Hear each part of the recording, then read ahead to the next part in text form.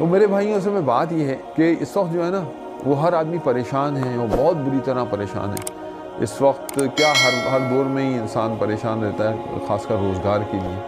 تو اللہ کے نبی نے ہمیں جو ہے نا صلی اللہ علیہ وسلم نے ہمیں چھوٹی چھوٹی چیزیں بتائی ہیں جو روزگار کے ہمارے جو اتنا بڑا مسئلہ ہے اس کو ایسے حل کرتی ہیں کہ پھر انسان جو ہے نا وہ اس کو اس کی فکر نہیں رہتی، اللہ اس فکر سے جو ہے نا اس کو آزاد کر دیتے ہیں۔ ایسے ہی جو ہے وہ استغفار ہے کہ ہم کثرت سے استغفار کریں گے تو اللہ رب العزت جو ہے وہ ہمارے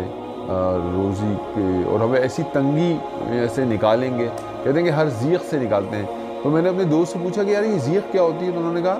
کہ عبدالوہاب سے میں نے پوچھا تو انہوں نے کہا ضیق بالکل بند جگہ کو کہتے ہیں جس میں کوئی سوراخ بھی نہ ہو، اس جگہ کو ضیق کہتے ہیں۔ تو میں نے کہا اچھا، اللہ کے نبی صلی اللہ علیہ وسلم نے فرمایا کہ اللہ اسے ہر ضیق سے نکالیں گے اور ہر مشکل سے اس کے لیے نا جو راستہ